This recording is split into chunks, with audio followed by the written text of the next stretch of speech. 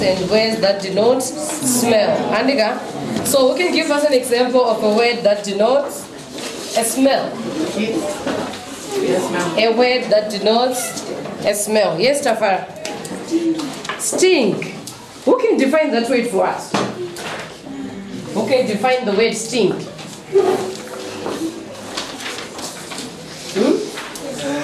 Who can define the word stink? Yes, Tanazi. A very strong, not so pleasing scent. Yes, we are talking about a very strong smell, isn't it? Okay, so why is it important for you to know, to denote different types of smell? Why is that important in English? Why is it important? Yes, Tino? Because it gives the reader a chance, to actually understand how the person was feeling in the story. Yes, in other words, it gives us a clear picture for the reader to understand what you're talking about, especially when you're writing creative compositions, isn't it? Okay, thank you for that. So today we are looking at comprehension skills. As you know very well, that we are doing the 1123 syllabus. So for 1123 syllabus, we normally write 2 papers. And then for 2 papers, you have directed writing, which is paper 1. And then you also write paper 2, which is summary and comprehension. So for today, we are not going to talk about summary. We are just going to concentrate more on comprehension, which is reading for meaning. So under that, we are going to talk about a few skills that you need to understand that you can use, especially when you are reading a comprehension passage. So before we start, we can define the word comprehension for us and the word skills. What is a comprehension? And why is it important for you to understand a comprehension passage before you answer your questions? What is a comprehension? Yes, Nicole? A comprehension is a passage that is written, or a text that is written down, that's made for the reader to understand it and to be able to actually answer questions pertaining to what information is given. Yes, thank you so much. So a comprehension now has to do with understanding, at the same time grasping different concepts. So under comprehension, we are going to talk about understanding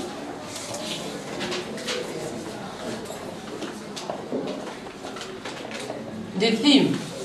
In other words, we say stand surface level with the text as the first part. Understand the theme, stand surface level with the text. So, for example, as you can see, we have a desk that Shalom is using. If you take a look at your desk, there is a surface level, isn't it? That's the surface level we are talking about. So that surface level, that's the first thing you need to understand before you answer a comprehension questions. So the surface level, we are just talking about the top part of the story. What is the story all about? What is the theme?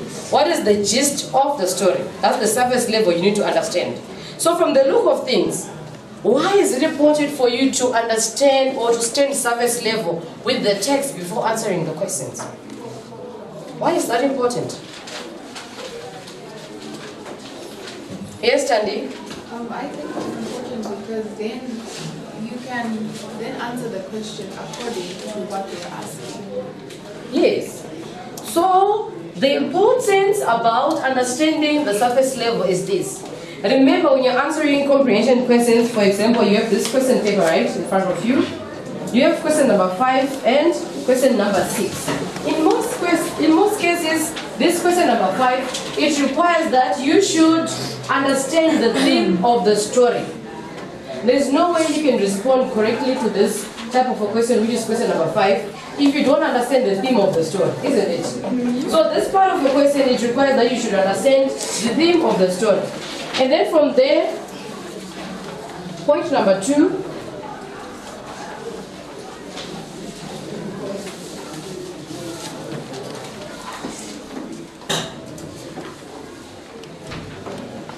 Separate facts from opinions. Separate facts from opinions. What is a fact? What is a fact? Yes. It's something that is undeniable. Something that is true, something that you cannot deny, right? That's a fact. What about an opinion? When it comes to facts, we have enough evidence to it, isn't it? What about an opinion? Yes, restaurant? I think something that is based on what you think. Yes, maybe an assumption, something that you think that is according to you, right? So, when it comes to 1123, the importance now of separating facts from opinion is this. Let's say, for example, you are reading a story, right? And every time when you are reading a story, you are supposed to learn something out of it, isn't it? Do you think that's important? Or you should learn something out of a story? Why? Yes, Genius. I think it's important in case you face a similar situation in life. Okay. Maybe in case if you face a similar problem in life, maybe you want to solve it, isn't it? What else? What is the importance of knowing a fact and the importance of knowing an opinion?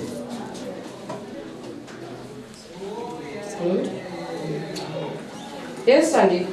I think then we can separate the truth from someone else's point of view. Yes.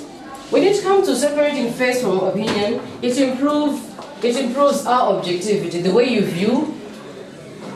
view something. Anika, that's, in other words, you won't be that biased. You'll be able to separate the most important things and the most important opinions. Okay, let us move on.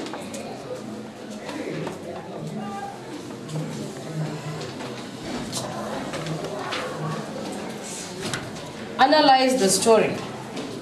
Analyze the story. When it comes to analyzing the story, we have 3 types of questions in every comprehension passage. We have supporting questions,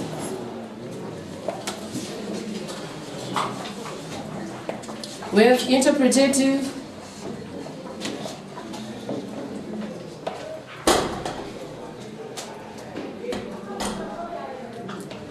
we have open-ended questions.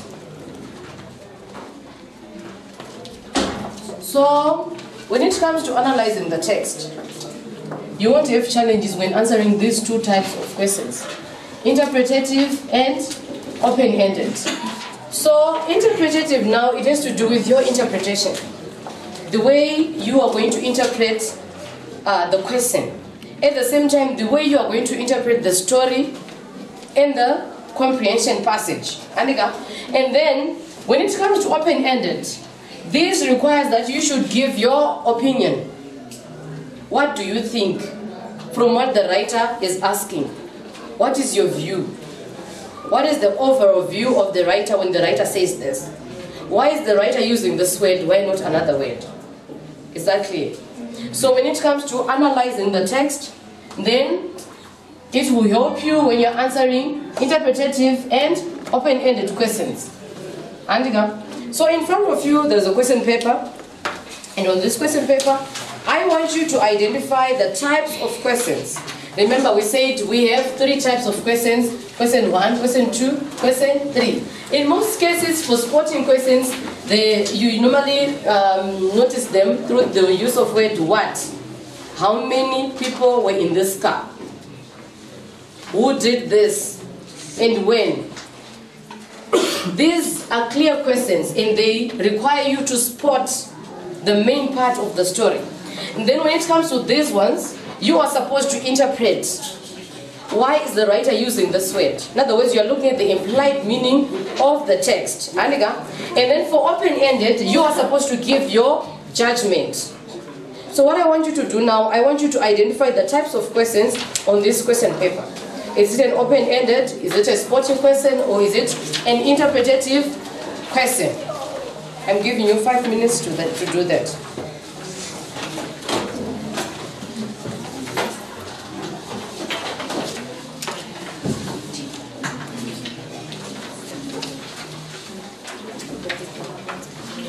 I'm going to move around, just checking.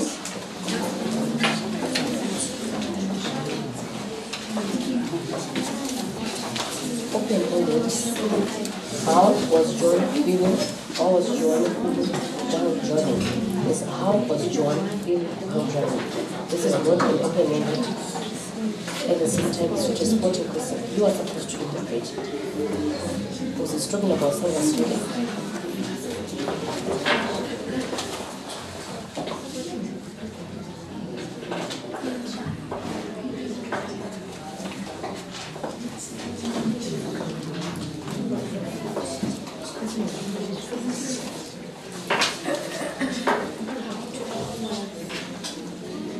If you look at question number 1, which is question 5, the question reads, how was Joanne feeling while driving?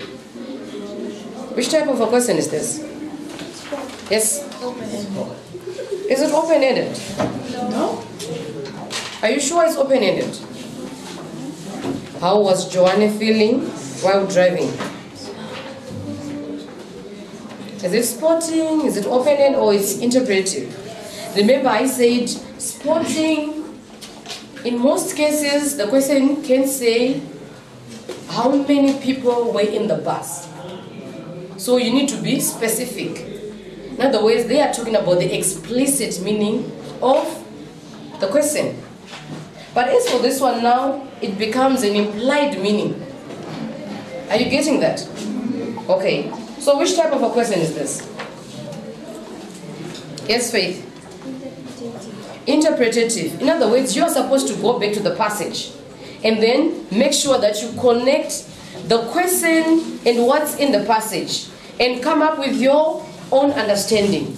Antika, let us move on now to part B. B, what does B say? Why did she feel that way? Yes. What type of a question is that? Why did she feel that way?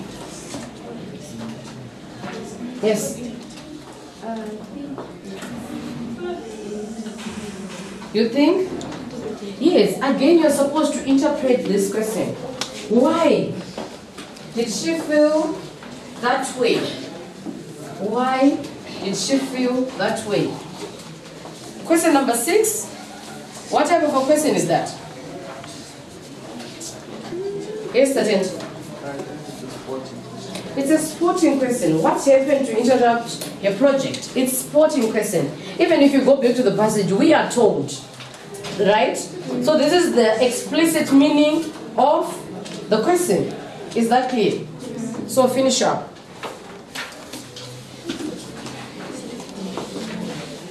You can discuss, try to share ideas.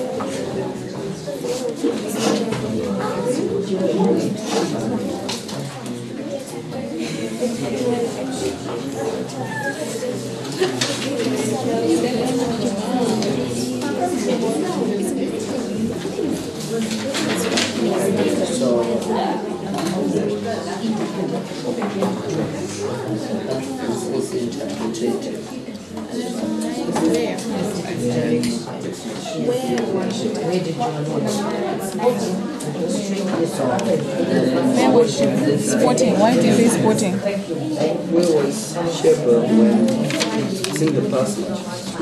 It's written. Okay.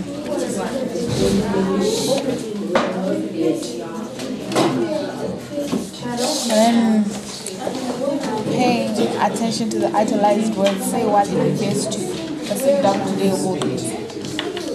I think it's an open area. Which one? When was Sheba when he came against supporting you can even do everything. That's watching right? No, that's like location. This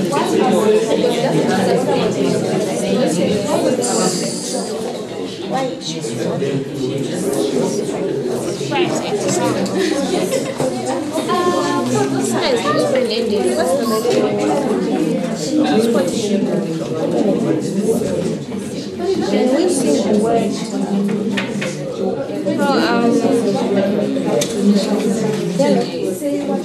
10A, I think it's 10A. Yeah, she already interpreted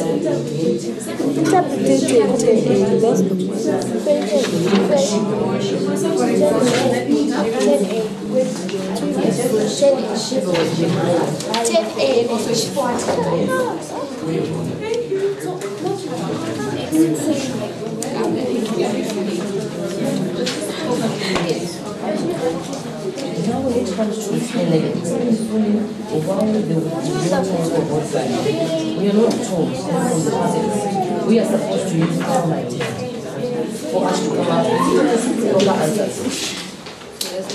Yes, so in other words, we're not supposed to interpret. You are not interpreting anything.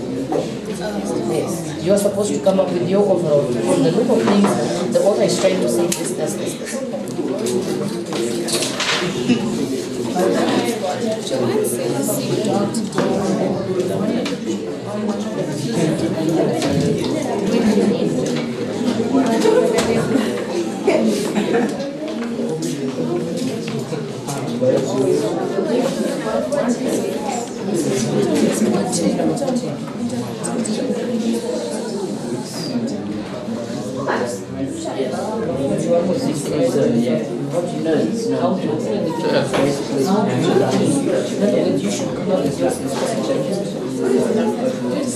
Okay, I guess we are done now.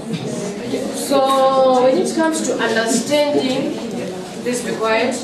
When it comes to understanding these skills and the types of questions. So if you are able to understand or to pick which type of a question the writer uses, then you won't have challenges when it comes to answering these questions. Did you notice that? Yes. You did? Okay. So as you can see on the board, we say that you are supposed to analyze the story. If you are able to analyze the story, then definitely you'll be able to pick which type of a question that is. So, under which type of a question, remember we said we have 3 types of questions. So now we want to make them 2 types of questions. So the first part is some questions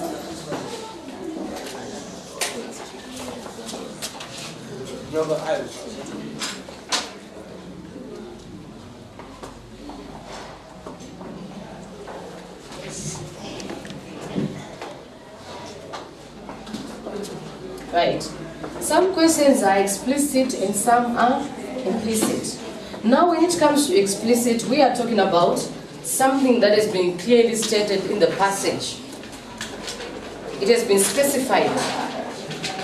You are not supposed to crank your mind for you to come up with an answer.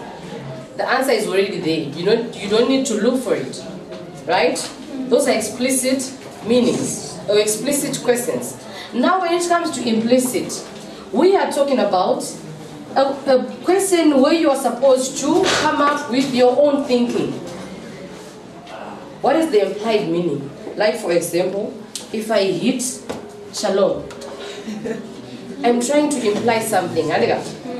Yes. So the next thing you will start to ask yourself, what is the implied meaning? Like even if I come to this class and I start to shake Shalom's desk, you can even start to think that there's something going on with Mem. So you can interpret it in different ways. You can come up with your own interpretation. You can come up with his own interpretation. So that's the implied meaning we are talking about. Why is the author using word this one and not this word? Like for example, I always use this word, the word blood. From the look of things, if the author uses the word blood, what do you think is the implied meaning? What do you think is the implied meaning? Yes, genius? Danger. Maybe danger. So how do you know that there is danger? What is it about the word blood? What is it? Is this word special? Yes. Sometimes blood is shed, so we can say danger because when blood is shed, sometimes it might have been caused by a danger that would have occurred, So maybe something dangerous, right? Or maybe a war, or maybe a fight. And then at the same time, from the word blood, you can even start to picture a certain color. What is that color?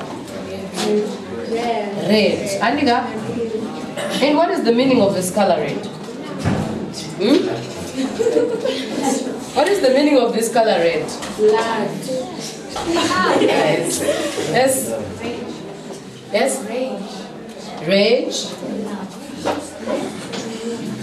Your face turned red with rage. You still remember that, right? Hey, what else? Ryan? Passion. Passion.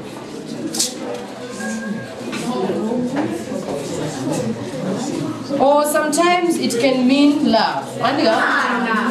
Yes. Okay, so there are so many things that can come out of this word blood. And sometimes the moment when you read the word blood, you can even start to smell it. Yes, you can even start to smell it. So in other words, that's the implied meaning we are talking about. It is, you are supposed to work out, you are supposed to come up with the meaning of that word, isn't it? Okay. Any questions in line with explicit and implicit meanings? Any questions in line with explicit and implicit meanings? Can you repeat the definition? The definition for which one? Okay, explicit, this is something that is clearly stated. The meaning is clearly stated, it's there in the passage. That's explicit. Something that is clearly stated, that's implicit. Then implied, it's not clearly stated. You are supposed to work out the meaning in your own.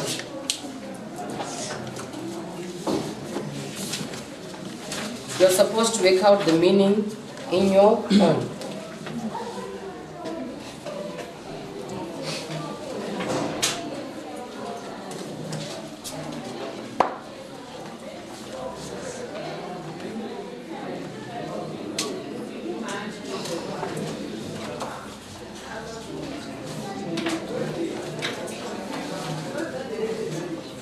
Okay, let us move on with our skills. And then another skill that you need to take note of when you're reading a comprehension passage is use information in your own work. Why is this important? To use information in your own work. In your own work. Yes. Use this information in your own work. What work are they referring to? What work are they referring to? Is it your schoolwork or your everyday work? Different types of work. What work do you think they are referring to? Jessica? The work like from the answers. Yes. Remember, you have a question paper, Aniga. You're given a passage first, and then you have a question paper, right? So after sifting, after analyzing the text, then the next thing, you should be able to answer the questions. That's the work they are talking about. Is that clear? Okay, another point.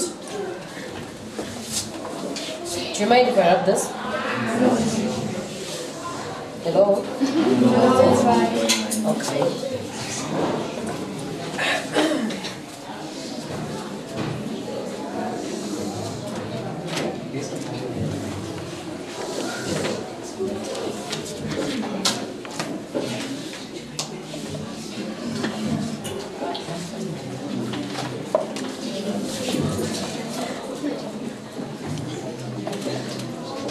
So lastly, look at how information is presented. Look at how information is presented. Okay, when it comes to understanding how information is presented, you are not going to have challenges when answering those types of questions. You know very well that when a writer presents information, they present their information in different ways, right? It can be they can specify everything.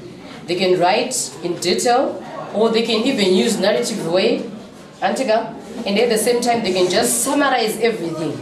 And on the same note, they can use descriptive way of writing, right?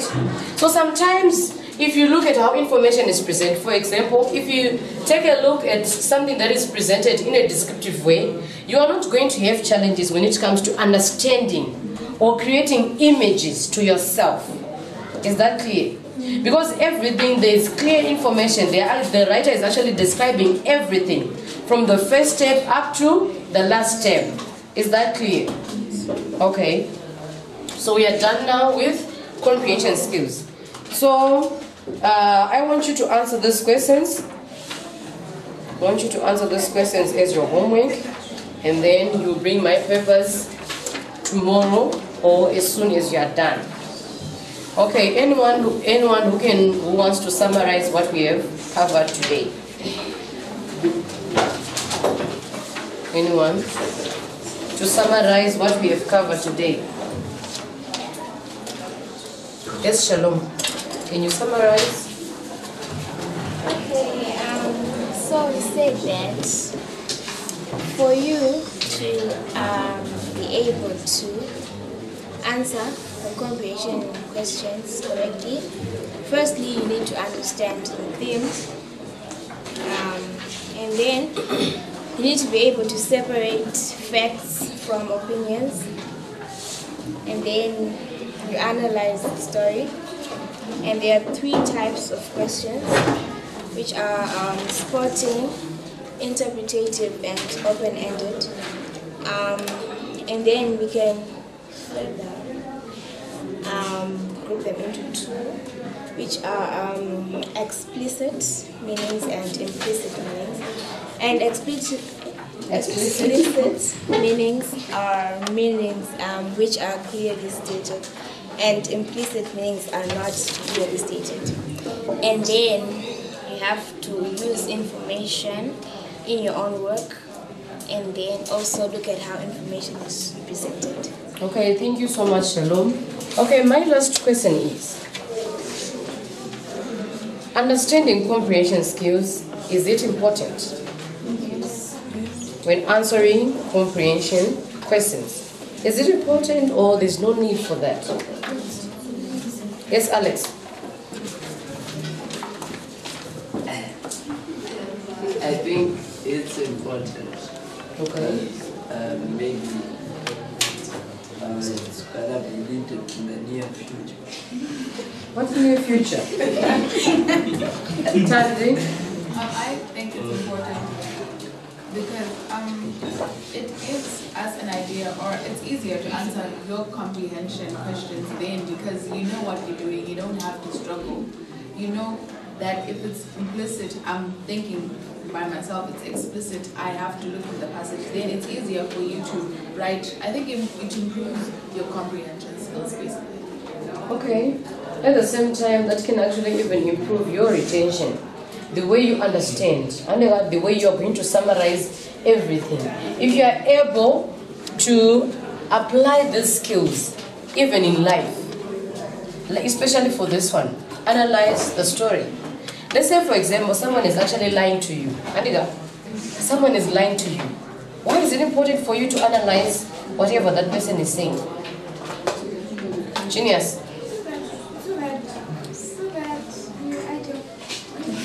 So that you know if the person is telling you the truth or not. Because sometimes the person will be lying to you and you'll be in a position of wanting the truth and only the truth, and the person will be wasting your time lying. So if you analyze what the person is saying, it means you're going to pick that this is a lie and this is the truth. Yes, that is very true. If you are able to analyze the story, like from this passage, the next thing, if someone lies to you, right, you are definitely going to analyze his or her story. Is this person telling the truth, or maybe this person is lying to me, right? And on the same note, it is actually going to improve the way you, when it comes to your judgment, the way you judge certain information, the way you even judge certain people, that can actually improve in that way. Okay. Thank you, everyone. Have a good day.